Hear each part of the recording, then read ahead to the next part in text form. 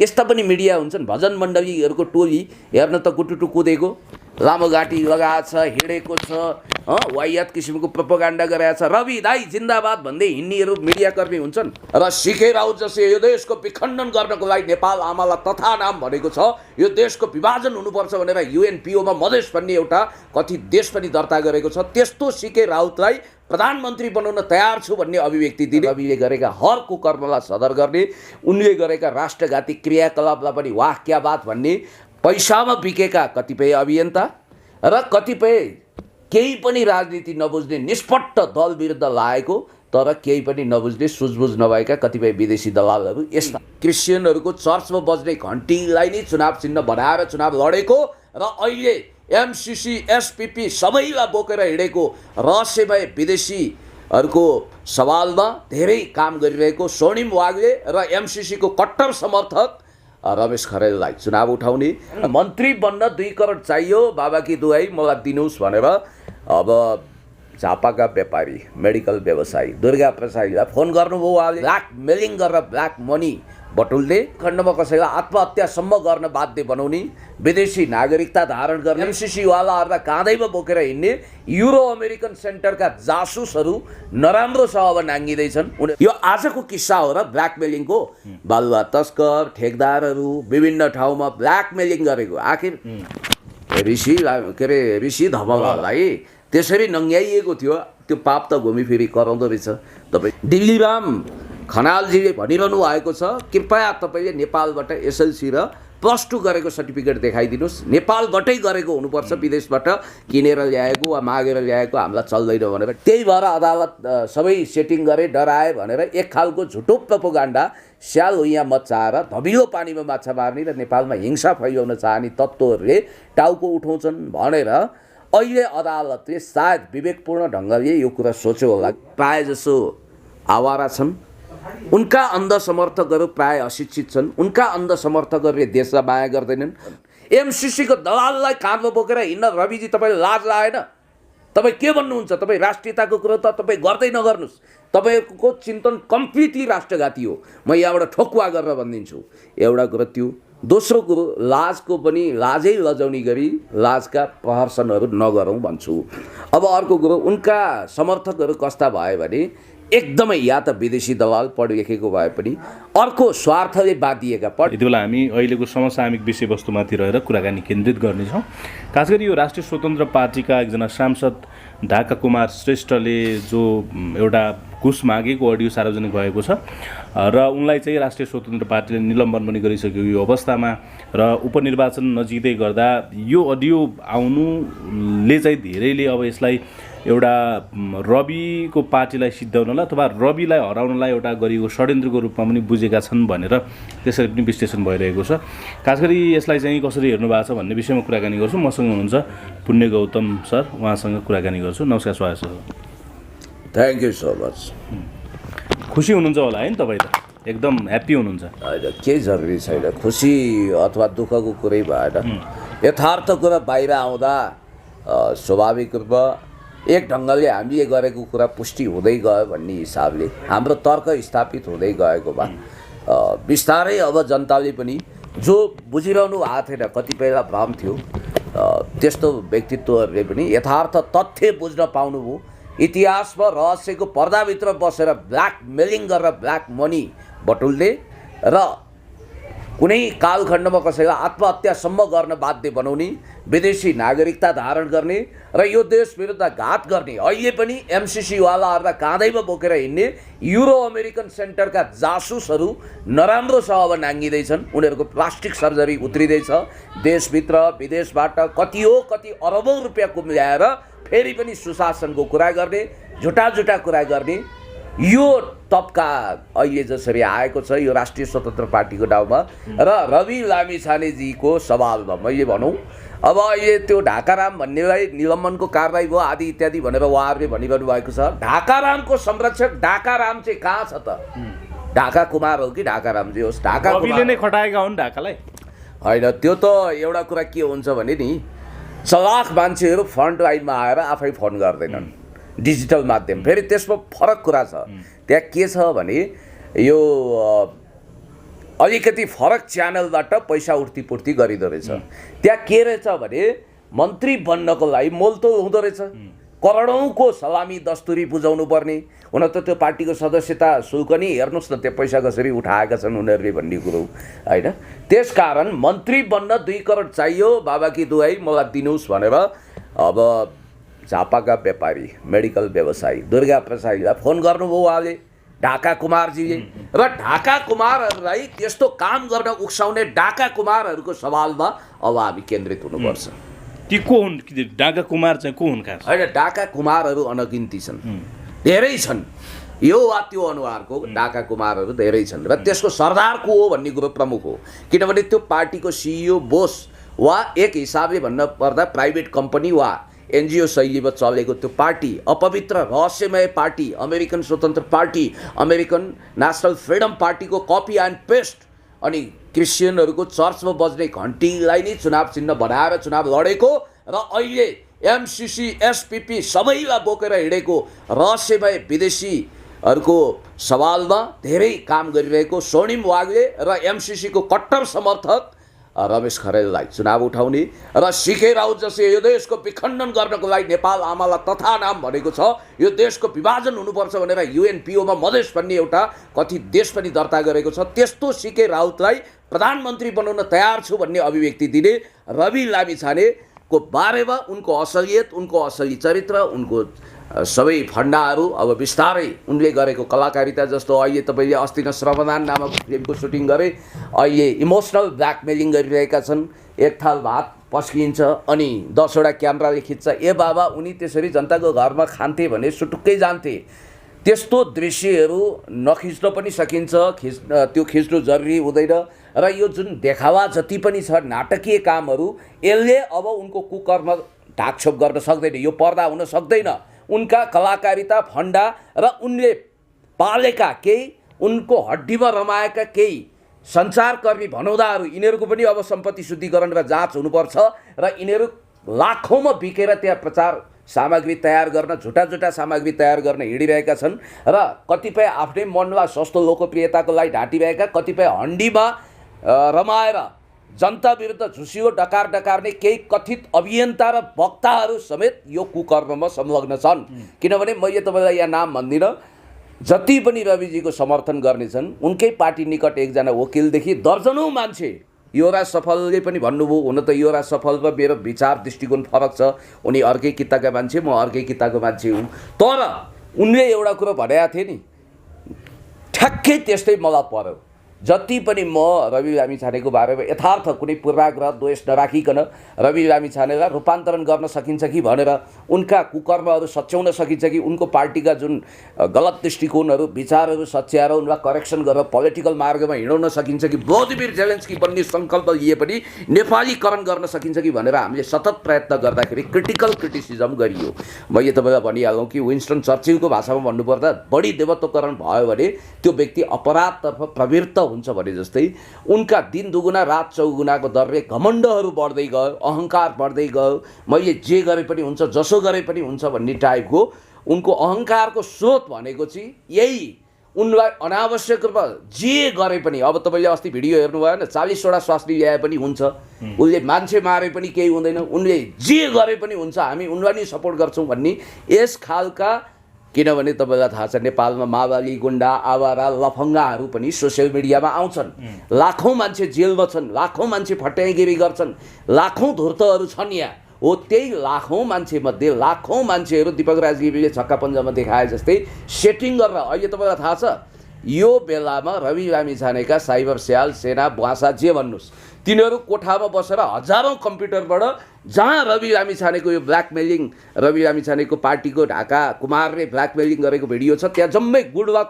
Rabi sir लेखिरहेछन् अहिले, त्यो सबै उनीहरूको फेक आइडीवाला हो, त्यो पिपुल होइन, त्यो चितवनका जनता होइनन्, चितवनको भ्रममा परेका जनता र उनीहरूलाई भ्रम पार्नको लागि रवि त रवि भइहाले, रविभन्दा उल्लु र बदमास मान्छे भनेका रविलाई काँधमा बोकेर हिँड्ने र रविले गरेका हर कुकर्मलाई सदर गर्ने, उनले गरेका राष्ट्रघाती क्रियाकलापलाई पनि वाह क्या बात भन्ने र उनका कुकर्महरूप्रति थप्पडी बजाउने यी पैसामा बिकेका कतिपय अभियन्ता र कतिपय केही पनि राजनीति नबुझ्ने निष्पट्ट दल विरुद्ध लागेको तर केही पनि नबुझ्ने सुझबुझ नभएका कतिपय विदेशी दलालहरू यस्ता, किनभने अभियन्ताको नाममा कतिपय विदेशी दलाल पनि छन्, दूतावासका हन्डी खानी पनि छन् र पत्रकारहरू, म तपाईँलाई भनिदिन्छु, युट्युबमा काम गर्ने 7 जना पत्रकार इन्डियन एम्बेसीको पेरोलमा छन्। 7 जना, अरू पनि लिस्ट आउँदै गर्छ, सबको नाम सार्वजनिक गर्नु नपरोस्। सबै रविकै पछि छन्। रविकै पछि छन्। अमेरिकन दलालहरू 14 जना छन्, नाम सार्वजनिक गर्नु नपरोस्। को हुन्, के हुन्, अहिले चितवनमा खटिरहेछन्, दूतावासबाट परिचालित छन्। अमेरिकन दूतावासबाट, अमेरिकन र इन्डियन, युरोपियन युनियनमा काम गर्छन्। तलब पाउँछन् उनीहरूले। देशको पहिला गुप्तचर विभागमा पनि काम गरे तिनीहरूले, कतिपयले होइन तलबी हुन्, खटाइएका हुन्, योजनाबद्ध रूपमा गएका हुन्। तपाईँले देख्नुहुन्न, योजनाबद्ध रूपमा रविको पक्षमा स्याल यहाँ चलाइएको छ। तर मुख्य विषयवस्तु अहिले त्यो होइन। मैले तपाईँलाई फेरि पनि भने, रविलाई थप गल्ती गर्नको लागि जे पनि गरे हुन्छ मैले भन्ने त्यो खालको दम्ब पाल्नको लागि मद्दत गर्ने भनेका यस्तै मान्छेहरू हुन्, यस्तै घातक। तर ढाका कुमारले त मैले घुस मागेकै छैन, म चाहेपछि त त्यति त म व्यक्तिगत रूपमै सहयोग गर्न सक्छु पार्टीलाई भन्ने किसिमको प्रतिक्रिया चाहिँ उनको आएको छ। के भन्नुहुन्छ यो विषयमा? तपाईँलाई म एउटा कुरा भन्छु, ढाका कुमारजीको बारेमा पहिला पनि विवाद आएको हो। सहकारी क्षेत्रमा उहाँ काम गर्ने र त्यहाँ पैसा डुबेको के भन्ने कुरा पहिल्यैदेखि आइरहेको। उनी विवादमा तानिएकै मान्छे हुन्। अब त्यो त यस्तो हो नि, अडियो सार्वजनिक भइसकेपछि अहिले दुर्गा प्रसादजीले भन्नुभएको छ उहाँ सेरिएर मर्न तयार हुनुहुन्छ अरे, यदि त्यो होइन भने। किनभने त्यहाँ त प्रष्टै छ त, संवादहरू सबै प्रष्ट संवाद छ। थुन्सेमा मेरो आवाजै होइन भन्ने किसिमको कुरा गर्नुभयो ढाका कुमारले। कसको परीक्षण गर्नुपर्छ, परीक्षण गर्नु पर्ला भन्ने। अब त्यो परीक्षण गरिन्जेल मान्छेलाई भुलभुलैयामा राख्ने। अब रविजीसँग उहाँ पनि तर्सिनुभयो, रविजीको साइबर स्यालसँग उहाँ पनि तर्सिनुभयो। अब ढाका रामले सत्य बोल्ने, ढाका कुमारले सत्य बोल्ने बेला यो हो।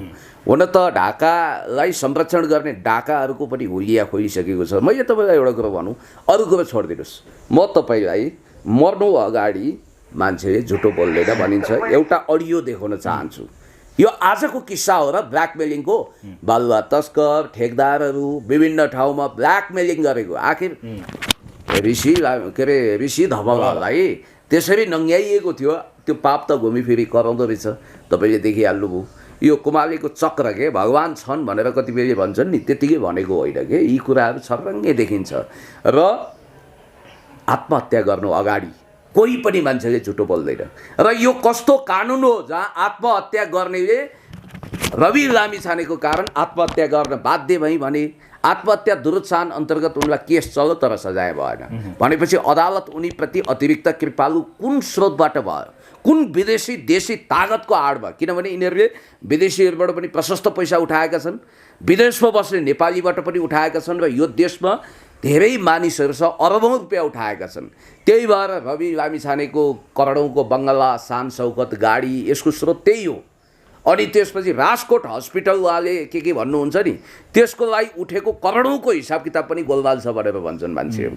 र अब एकचोटि 4 वर्ष अगाडि शालिग्रामले बोलेकै कुरा सुनौँ न, अब के भन्छन् उनी। रविले यस्तो गर्नु हुँदैन भन्ने सोच्थे हो, जिन्दगीको लागि गर्थ्यो। तर बालुवा तस्करहरू, ठुला ठुला व्यापारीहरू, ठुला ठुला इन्डस्ट्रीहरूसँग, ठुला ठुला सिमेन्ट फ्याक्ट्रीहरूसँग करोडौँ वसुल्या छ रवि। तिमीले त्यसको त्यो पैसाले तिमीलाई एक दिन पोल्छ हेरिरह।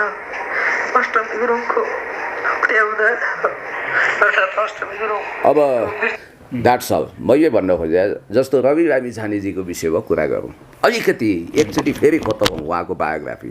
उहाँ के हो, +2 गर्न नसकिसकेपछि विक्षिप्त भएर उहाँ सञ्चारकर्ममा लाग्नु। +2 त गरेको छु भन्नुभएको छ होइन, +2 पढ्या भने भन्नुभएको छ, गरे भन्नुभएको छ। अध्ययन गर्नु एउटा कुरा हो, पास गर्नु अर्को। +2 गरेको मान्छेले ब्याचलर अध्ययन गर्छ, कमसेकम ब्याचलर जोइन गर्छ, यो कुरा ख्याल गर्नु होला। उहाँको +2 नछिचोइएपछि उहाँ कुनै नायिका, उहाँको एक एसएलसी पास मात्र, एसएलसी पास मात्रै हो औपचारिक रूपमा। उहाँ र ज्ञानबहादुर साई भनिने ज्ञानेन्द्र साईजीले पनि दिल्लीराम खनालजीले भनिरहनु भएको छ, कृपया तपाईँले नेपालबाट एसएलसी र +2 गरेको सर्टिफिकेट देखाइदिनुहोस्। नेपालबाटै गरेको हुनुपर्छ, विदेशबाट किनेर ल्याएको वा मागेर ल्याएको हामीलाई चल्दैन भनेर दिल्लीरामले भन्दा ज्ञानबहादुर साई उर्फ ज्ञानेन्द्र साईले पनि त्यो देखाउन सक्नु भएको छैन नि त। अब यो निसाको कुरो म एकछिनपछि तपाईँलाई आइहाल्छु। रवि लामिछानेजी यहाँबाट एकदम करियरिस्ट मान्छे एफएममा कार्यक्रम चलाएर उहाँको महत्त्वाकांक्षा पुरा भएन, टेलिभिजनमा कार्यक्रम चलाएर भएन, उहाँ अमेरिका जानुभयो। अमेरिकामा 10 वर्षसम्म रहस्यमय तरिकाले बस्नुभयो, नेपालको नागरिकता त्याग्नुभयो, महान आमा तुल्य नागरिकता च्यातचुत पार्नुभयो। अनि त्यसपछि उहाँ नेपाल फर्किनुभयो। नेपाल फर्किँदा एउटा कुरा ख्याल गर्नु होला, उहाँको विषयमा प्रश्न उठ्यो, उहाँले अमेरिकी नागरिकता त्याग गरेको छैन, उहाँले नेपालमा बस्दा अनाधिकृत रूपमा टेलिभिजन प्रोग्राम गरिरहनु भएको रहेछ अमेरिकी नागरिक भएकै अवस्थामा।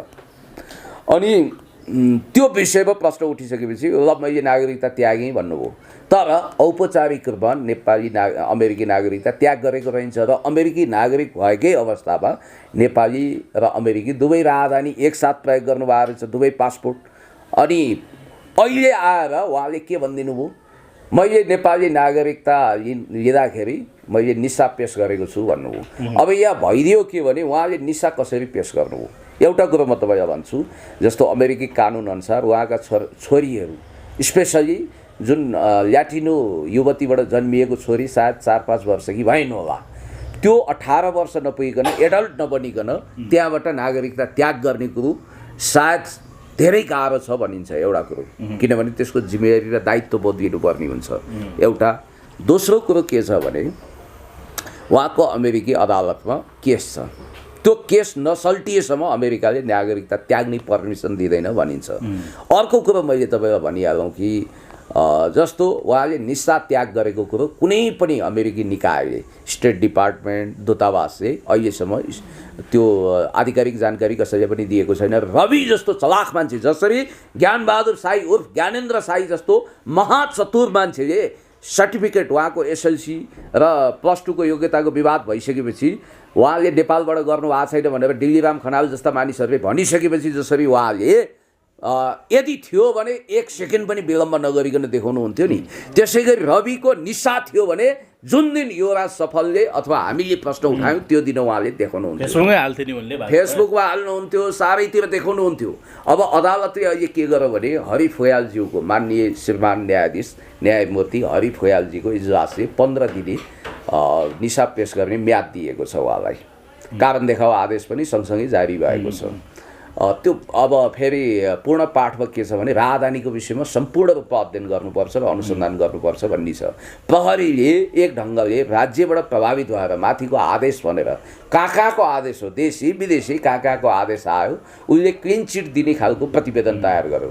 एटर्नी जेनरलको अफिस, महान्यायाधिवक्ताको कार्यालयले के भन्यो भने यो कुरो अब हामीले त प्रहरी प्रतिवेदनको आधारमा गरे हौँ भन्यो।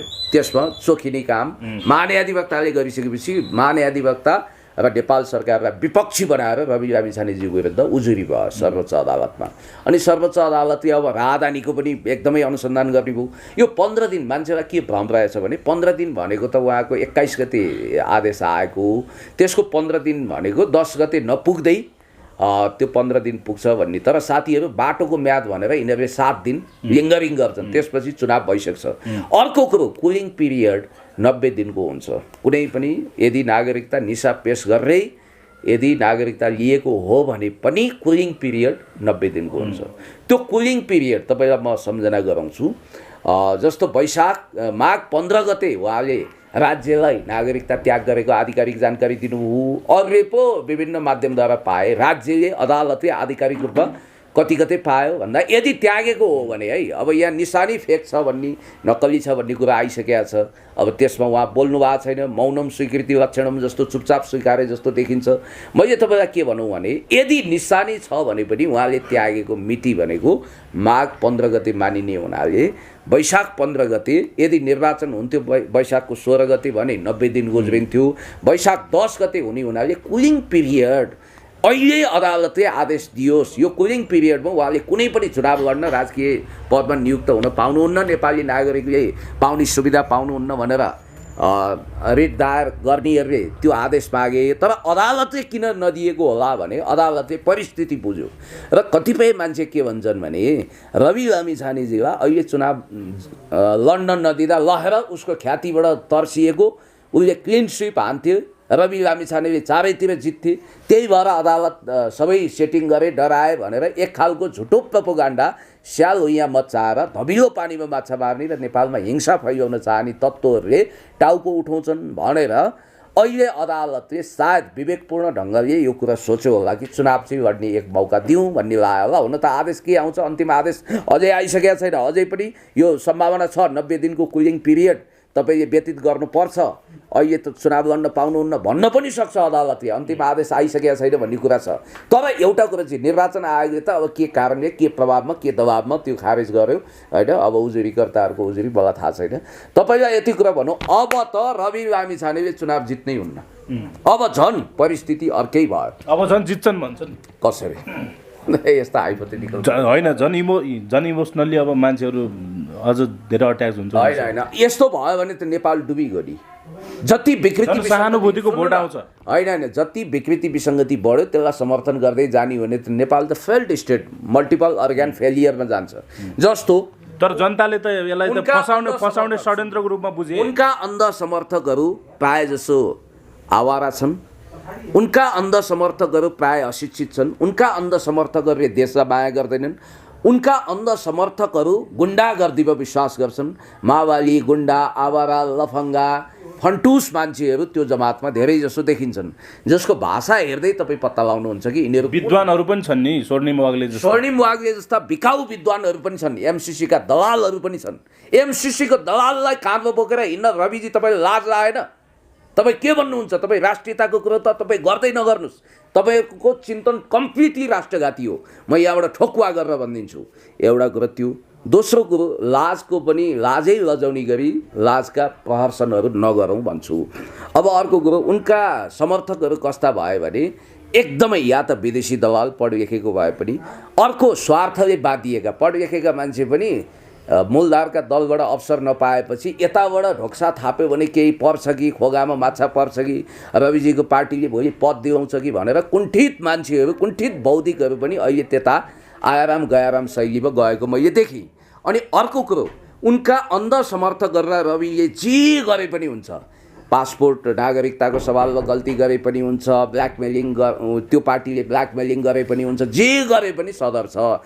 अब शालिग्राम पुडासैनीले आत्महत्या गर्नु अगाडि जे भनेका थिए त्यही कुरो अहिले आएर कसरी पुष्टि भयो त? पाप करायो हो त अहिले? होइन, पाप कराएको पनि होला। सबभन्दा महत्त्वपूर्ण कुरा चाहिँ चितवनका जनता त्यति बेवकुफ छैनन्, अब बुझ्छन्। यो बाहिरबाट अहिले के छ भने चितवनको भोटर्सलाई पुरै ब्रेन वास गर्ने गरी, प्रभावित पार्ने गरी, भोट अन्त नजाओस् भन्ने गरी देशभरि रविका जति पनि समर्थक छन् र विदेशीहरूबाट सञ्चालित र फ्रस्ट्रेट मान्छे छन्, ती चितवनका भोटर्स भलै होइनन्, तर तिनीहरू सबै अहिले सामाजिक सञ्जालमा सक्रिय भएर रवि रवि रवि भन्न थालिसके। फेरि हुन त केही मान्छेको आवाज धिमा भइसकेको छ। तपाईँहरूसँग डिबेट गर्नेहरू पनि हिजो रविको पक्षमा छाती ठोक्थे, आज कमजोर भइसक्यो उनीहरू। तर एउटा कुरा चाहिँ पक्का के हो भने ब्ल्याकमेलिङको तरिका त त्यही हो नि त। उहाँले हिजोहरूलाई आरोप लगाउनुहुन्थ्यो। अनि अर्को कुरो मैले तपाईँलाई भनिहालौँ, एक्सटोर्सन, करप्सन, राष्ट्रघात आदि इत्यादिका कतिवटा डिग्री छन् उहाँसँग। पढाइको डिग्री भएन, इमान्दारिताको डिग्री भएन, अनि राष्ट्रियताको डिग्री भएन, राष्ट्रघातको डिग्री छ, ब्ल्याकमेलिङको डिग्री छ, ढाँटछलको डिग्री छ, अनि इमोसनली ब्ल्याकमेलिङ गरेको कलाकारिताको डिग्री छ, मिडियालाई दुरुपयोग गरे। मिडियै होइन नि यिनीहरू, यस्ता पनि मिडिया हुन्छन्। भजन मण्डलीहरूको टोली हेर्न त कुटुटु कुदेको, लामो घाँटी लगाएको छ, हिँडेको छ, वाहियात किसिमको प्रोपोगन्डा गरेको छ, रवि दाई जिन्दाबाद भन्दै हिँड्नेहरू मिडियाकर्मी हुन्छन्। प्रेस काउन्सिलले राम्रोसँग छानबिन गरोस् यस्ता मान्छेहरूमाथि, म अहिले भन्न चाहन्छु। यो अडियो प्रकरणमा रविको जसरी नाम लिएका छन् नि ढाकाले, उनी चाहिँ दोषी छन् कि छैनन्? रवि होइन, ढाका पनि दोषी छन्। ढाकाका माइबाप, ढाकाका निर्देशक, ढाकासँग पैसा माग्ने ढाकाहरू झन् दोषी छन्। ढाकाहरूले मागेर न ढाकाले डिमान्ड गर्यो। जस्तो उनले शब्द प्रयोग गरेका छन्, एउटा कोर टिम छ, रवि चाहिँ देखा पर्दैनन्, तर त्यो कोर टिमलाई बुझायो भने पार्टीमा जान्छ भन्ने किसिमको उनले अभिव्यक्ति दिएका छन् नि। त्यो कोर टिममा चाहिँ को छ? सबभन्दा ठुलो सरदार गब्बर सिंह भनेको रवि लामिछाने नि हुन्।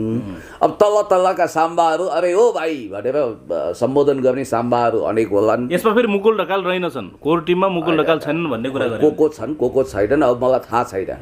तर मैले बुझेको कुरा के भने कान्तिपुरले उ गरेका थियो, जस्तो कन्फ्लिक्ट अफ इन्ट्रेस्टमा जोडिएका पूर्व म्यान पावर व्यवसायी कन्सल्टेन्सी चलाउने नाममा करोडौँ रुपियाँ नेपालीहरूबाट उठाउने असुल्ने एकजना मन्त्री भइखाएका मानिस छन्, जसले रवि लामिछाने एउटा लाङ पनि खाएको छैन भन्ने रवि लामिछानेको जस्तो डबल स्ट्यान्डर्ड दोहोरो चरित्र त यो देशमा कसैको पनि छैन। एउटा त्यो ज्ञानबहादुर साई भन्ने देखियो, ज्ञानेन्द्र साई एकदम पब्लिकलाई हिप्नोटाइज गर्ने, इमोसनली भड्काउने, अर्को रवि लामिछाने। यिनीहरूले गगन थापालाई त धेरै पछाडि छाडिसकेका छन्। तपाईँलाई एउटा कुरो भन्छु, लाङ पनि खाएको छैन भन्ने रवि लामिछानेले त्यही बेलामा चाहिँ 80 लाखको गाडी त्यही डिपी हरियालबाट उपहार लिएर चढाएका छन्। अब भनेपछि अब तपाईँलाई के भन्ने, त्यही गुन्तिरे उनले। अनि उनले कति छाक जनताको बिचमा गएर खाए अहिलेसम्म?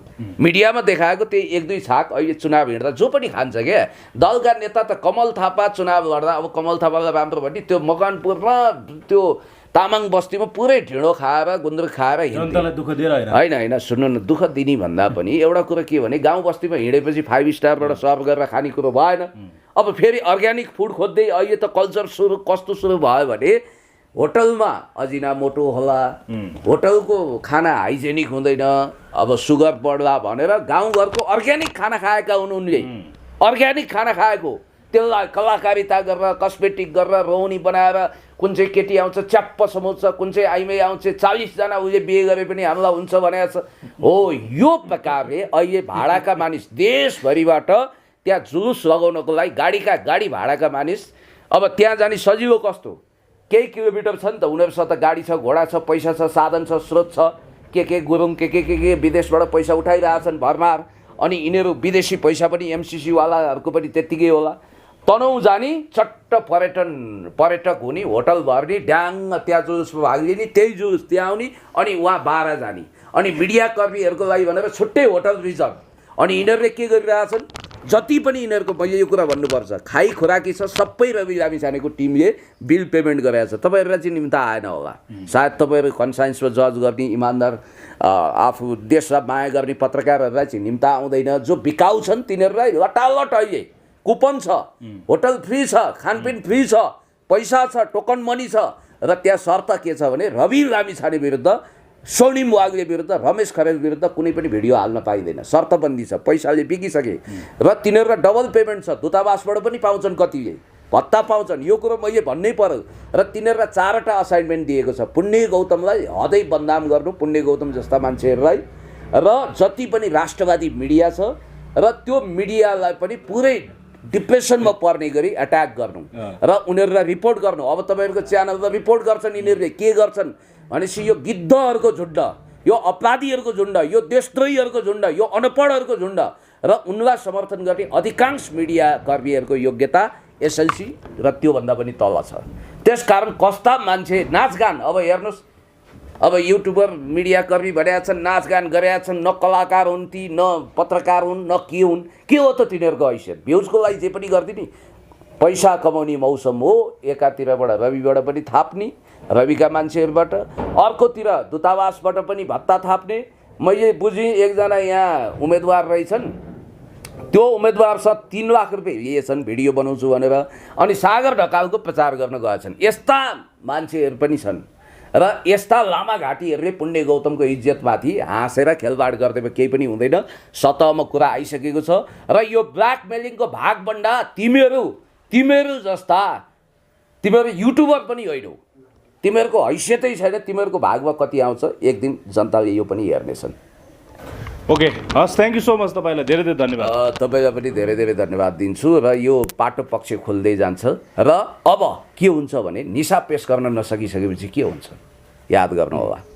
अब निशा किन नक्कली, उनले पेस नगरेको होइन, पेस गरेका छन्, नक्कली छ। प्रचण्डजीले खेलिदिनु हो, महाचतुर। मैले भनेको छु प्रवृत्तिगत रूपमा यदि रवि लामिछाने जैसी हुन् भने प्रचण्ड महाजैसी हुन्। माई बाप मलाई बचाइदिनु पऱ्यो, निशा दिनु पऱ्यो भनेपछि भोलि तपाईँका निशा आउँछ भन्दै सेटिङ गरेको छु भन्दै के भन्दै निशा गयो तर नक्कली, त्यही पेस गरे।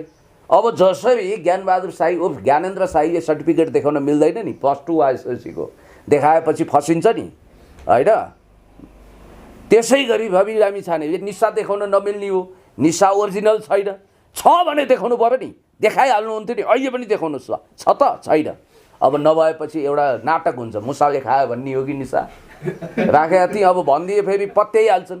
त्यहाँ राखे मुसाले खाइदिएछ। अब फेरि मान्छे यो बुझ्दैनन् कि उहाँ अध्यागमन उहाँ सिडिओमा ऊ हुन्छ। अब सिडिओ साहबको चाहिँ जागिर बिचरा सरकारी कर्मचारी हेर्नुहोस् त आपत चिटचिट मैले सुनेको सिडिओ साहबलाई निन्द्रा लाग्दैन रे अहिले, धेरै आपत परिसक्यो उहाँलाई, फसाइयो नि त अध्यागमनबाट। अदालतले छोड्दैन, अब अदालतले त 15 दिन भनेको बाटोको म्याद 7 दिन होला। र याद गर्नु होला रवि लामिछानेले अब चुनाव त कुनै हालतमा जित्दैनन्। इनकेस हिजोको अवस्थामा कुरो गरे है, आजको अवस्था त फरक भइसक्यो। यदि केही नतिजा उनको पल्टामा पर्थ्यो भने पनि राहदानी केसमा दोहोरो राहदानी र नागरिकताको कृत्य निस्साको काण्डमा उनी फस्थे। र अर्को कुरो उनलाई उनको चुनाव हार्ने आधारहरू के हुन् भने उनलाई प्रचण्ड नानीका बाबालाई जेल हाल्छु भने बापत प्रशंसा गरेर फ्रस्ट्रेसनको मत आएको थियो। त्यो 10औं हजार थियो। राजावादीहरूको 5-7 हजार मत थियो, त्यो कुनै पनि आउँदैन। र उनलाई भ्रम परेर समर्थन गर्ने एमाले र काङ्ग्रेसका मान्छेहरू पनि अब हाल्दैनन्। र काङ्ग्रेसभित्र पनि उमेशलाल श्रेष्ठ हिजो टुरिस्ट थिए, आज के छ त्यहाँको रैथाने। यद्यपि जितनारायणजीको नाम अब आर नारायण हुन्छ। रामप्रसाद न्यौपाने जो राष्ट्रवादी हुनुहुन्छ, इमान्दार हुनुहुन्छ, देशभक्त हुनुहुन्छ, उहाँले चुनाव जित्ने लगभग कन्फर्म छ। म पनि जाँदैछु। तनहुँमा के हुनेवाला छ भने एमसिसीको दलाल स्वर्णिम वाग्ले गोविन्द भट्टराईको मत काट्छन् र त्यसपछि त्यहाँ जित्ने सर्वेन्द्र खनाल। बाराको कुरै नगरौँ, पुरुषोत्तम पौडेल जस्तो भूमिपुत्र त्यहाँको असल व्यक्तित्व, उहाँ कहीँबाट टुरिस्ट भएर आएको होइन। यहाँ 2 जना टुरिस्ट गएका छन्, सक्दैनन्। पुरुषोत्तम पौडेल होइन, नाम तपाईँले सुन्नु परेन नि सर, नाम सुनेर मात्रै चुनाव जित्ने किन सुन्नु भएको छैन दशकौँदेखि? होइन यसपटक हेर्नु न पुरुषोत्तम पौडेलले कसरी नतिजा आफ्नो पल्टामा पार्नुहुन्छ। त्यो शिवचन्द्र कुशवाहाजी चाहिँ घाटघाटको पानी खाएको, हामीले माओवादीमा पहिला हिँडाएको मान्छे हुन्। त्यसकारण मैले तपाईँलाई भने कि नतिजा नेकपा एमाले देशभक्त उम्मेदवारको पक्षमा आउँदैछ। र स्याललाई दशा लगायो भने सहर पस्छ, रविका मान्छेलाई दशा लगायो भने बढी मिडियाबाजी गर्छन्। Thank you so much. Thank you.